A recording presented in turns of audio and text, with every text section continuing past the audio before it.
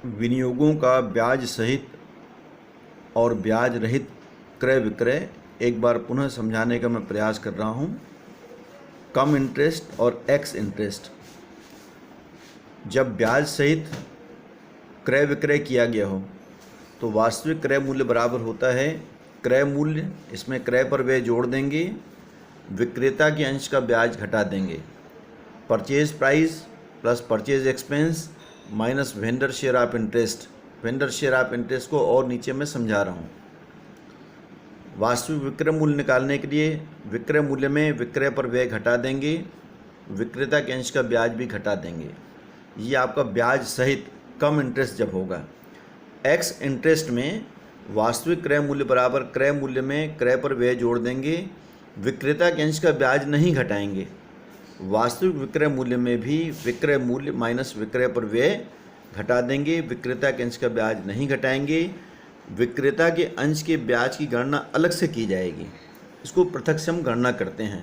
पहले भी मैं बता चुका हूँ, यानी एक अगला ब्याज पाने का अधिकार यदि विक्रेता का होता है तो ब्याज रहित कहलाता है, और एक अगला ब्याज विक्रय तिथि से एक अगला ब्याज प्राप्त करने का अधिकार यदि क्रेता का होता है तो वो ब्याज सहित कहलाता है। अब विक्रेता के अंश की ब्याज की गणना कैसे करें फिर से समझ लेंगे। पिछली ब्याज की घोषणा की तारीख से क्रय अथवा विक्रय की तिथि तक का जो ब्याज होता है ये विक्रेता के अंश का ब्याज कहलाता है। जैसे उदाहरण के तौर पर ब्याज घोषणा की तारीखें 30 अगस्त और 28 फरवरी दिया हुआ है। मान लीजिए किसी के पास के पास 2 लाख के 12% ऋण पत्र हैं, तो 2 लाख का 12% हो गया आपका 24,000। इसमें 12,000 का ब्याज 6 महीने का 30 अगस्त को और 6 महीने का 28 फरवरी को प्रतिवर्ष हमको प्राप्त होगा। अब मान लीजिए इसको बी को बेचा गया, यदि 1 मई 19 को बेचा गया, 1 जनवरी 20 को बेचा गया, 2 अलग अलग डेट हैं। यदि 1 मई 19 को बेचा गया तो 1 मई 19 के जस्ट पहले कौन सी डेट आपके पास ब्याज की तारीख है, ये 28 फरवरी 19 आएगी। तो 28 फरवरी के बाद मार्च और अप्रैल 2 महीने आएंगे। 2 महीने का ब्याज जो है विक्रेता के अंश का ब्याज कहलाएगा। यदि 1 जनवरी 20 को बेचा जाता है तो 1 जनवरी 20 के पहले ब्याज की तारीख है 30 अगस्त 19। अब 30 अगस्त के बाद आपका कितने महीने का ब्याज इसके अंदर आ जाएगा, सितंबर अक्टूबर नवंबर दिसंबर 4 महीने का ब्याज आएगा। ये 5 महीने का गलत लिखा हुआ है, 4 महीने का इंटरेस्ट जो है ये आपका इसके अंतर्गत माना जाएगा। इस प्रकार से विक्रेता के अंश की ब्याज की गणना हमको करनी पड़ती है।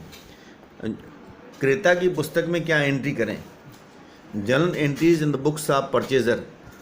जब हम विनियोग को क्रय करते हैं तो विनियोग खाता विकलन जो भी नाम रहेगा, जैसे 3% म्यूनिसिपल ऋण पत्र खाता विकलन, ब्याज खाते को डेबिट करेंगे और बैंक खाते को क्रेडिट करेंगे।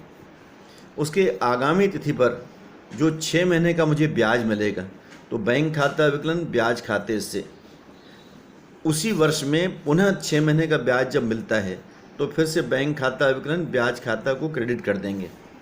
और यदि वर्ष के अंत में उपार्जित ब्याज होता है, जैसे मान लीजिए 28 फरवरी ब्याज मिलने की तारीख और खाता 31 मार्च को बंद कर रहे हैं, तो 1 महीने का उपार्जित ब्याज आ जाएगा। तो उपार्जित ब्याज खाता विकलन कर देंगे इसके अंतर्गत और ब्याज खाते से कर देंगे।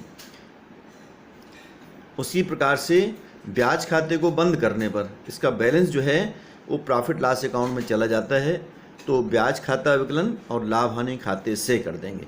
ये आपका परचेजर की बुक में एंट्री हो जाएगी क्रेता की पुस्तक में। विक्रेता यदि वो है, एक ही व्यक्ति क्रेता विक्रेता दोनों हो सकता है।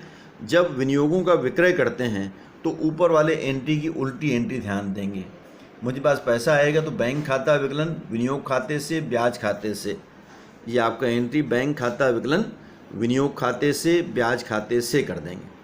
उसी प्रकार विनियोगों के विक्रय पर यदि लाभ होता है या हानि होती है, यदि लाभ होता है तो विनियोग खाता विकलन लाभ हानि खाते से, यदि हानि होती है तो लाभ हानि खाता विकलन विनियोग खाते से कर देंगे। उसके बाद वर्ष के अंत में ब्याज खाते का लाभ हानि खाते में ट्रांसफ़र, तो ब्याज खाता विकलन और लाभ हानि खाते से कर देंगे। इस प्रकार क्रेता और विक्रेता की पुस्तक में प्रविष्टियाँ की जाती हैं। आगे एग्जाम्पल के माध्यम से इसको मैं और क्लियर कर रहा हूँ। Thank you.